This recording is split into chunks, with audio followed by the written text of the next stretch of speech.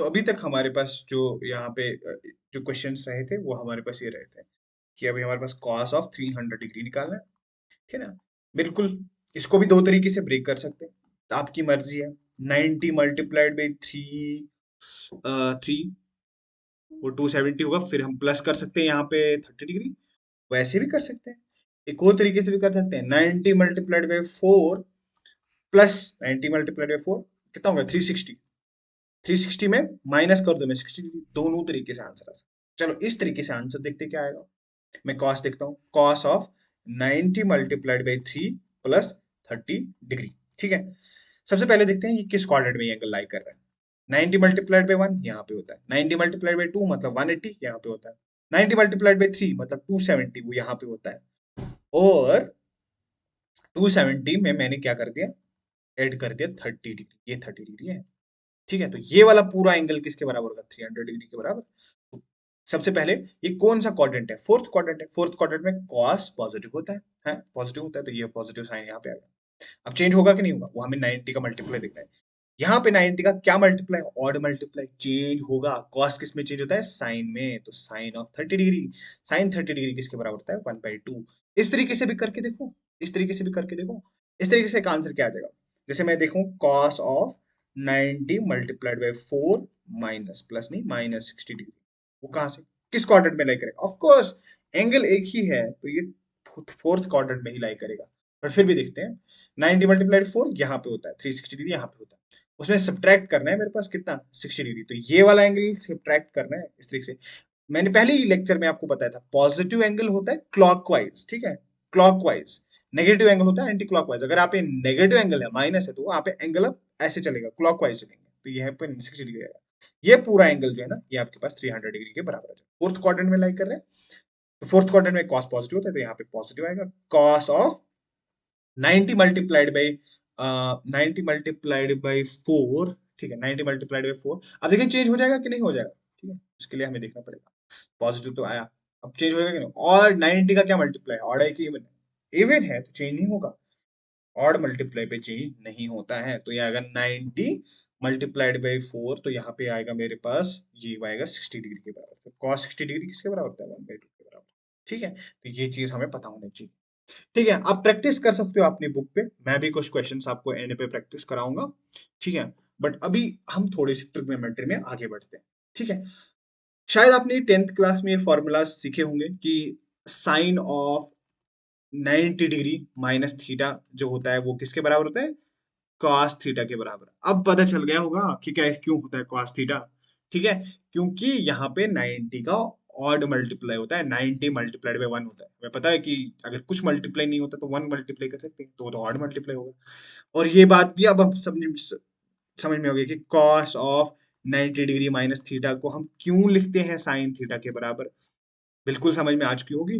और ये वाली बात भी आपको बहुत अच्छे से समझ में आ चुकी होगी कि tan of 90 degree minus theta को क्यों लिखते थे हम किसके बराबर, कॉट थीटा के बराबर, ये बात भी आपको समझ में आ चुकी होगी, ठीक है। अगर आपको ये बात समझ में आ चुकी होगी, नहीं आया तो फिर से देख लो आप, ठीक है। यहाँ पे 90 का क्या है, ऑड मल्टीप्लाई है, तो ऑड मल्टीप्लाई पे क्या हो जाता है, ऑड मल्टीप्लाई पे हमारे पास क्या हो जाता है कि जो ट्रिग्नोमेट्रिक रेशियो होता है वो चेंज हो जाता है। किस तरीके से, वो मैं आपने आपको सिखाया कि साइन कॉस में कॉस, कॉस साइन में टैन, कॉट में कॉट टैन में, सेक कोसेक में कोसेक सेक में।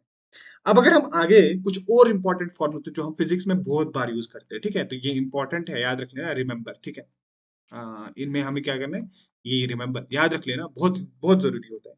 जैसे अगर मैं बोलूं आपको sine of 180 degree minus theta किसके बराबर होगा, सबसे पहला पॉइंट, साइन 180 डिग्री किसके बराबर होगा।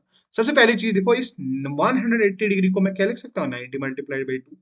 जो 180 डिग्री देख रहे हो ना, ये कुछ नहीं है, ये ऑड मल्टीप्लाई है, सॉरी इवन मल्टीप्लाई है किसका, 90 का। इवन इवन मल्टीप्लाई पे साइन चेंज नहीं होता है, सॉरी जो ट्रिग्नोमेट्रिक रेशियो जो होता है वो चेंज नहीं होता है, साइन साइन ही रहेगा, ठीक है। ये साइन थीटा आ जाएगा, साइन थीटा आ जाएगा। बट आप बोलोगे अरे यार 180 डिग्री आ गया, कुछ तो गड़बड़ होगा, ये वाला sine S I G N sine में चेंज नहीं आएगा, हाँ बिल्कुल आता है।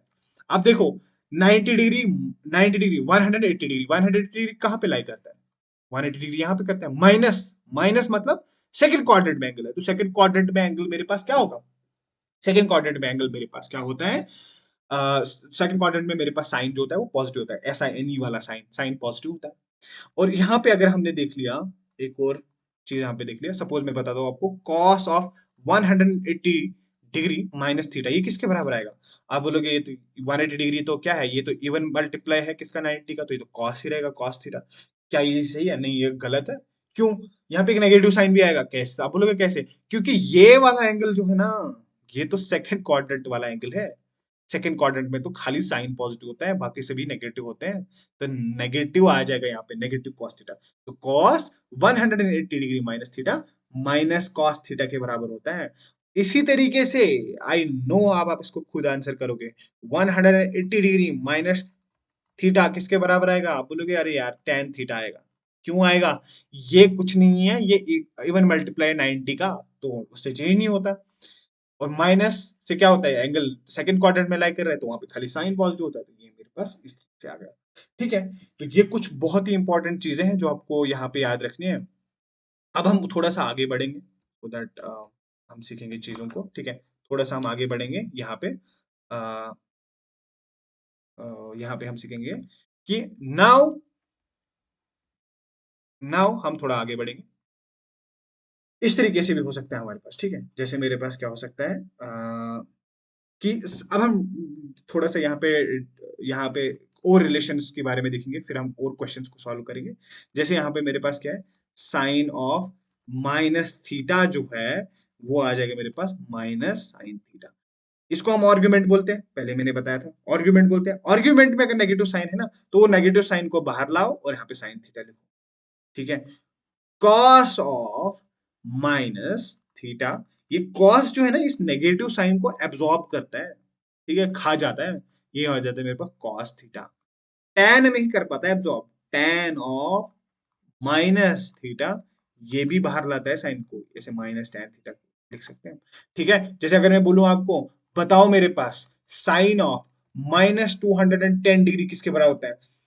ठीक है, इसको सिंप्लीफाई करने के लिए आपको इसको इस तरीके से लिखना पड़ेगा कि इस माइनस है तो इस माइनस को मैं पहले से ही बाहर लाता हूं, फिर साइन ऑफ 210 डिग्री, या चलो या कुछ नहीं, ठीक है, फिर इसको ब्रेक कर सकते हो, देख सकते हो किस क्वाड्रेंट में लाई करता है, क्या साइन चेंज होता है, क्या ट्रिग्नोमेट्रिक रेशियो चेंज हो जाता है, तो उस तरीके से आप इसको देख सकते हो। ठीक है, तो सपोज मेरे को यहाँ पे ऐसा बोला जाएगा कि इसी का वैल्यू निकालो साइन। ठीक है,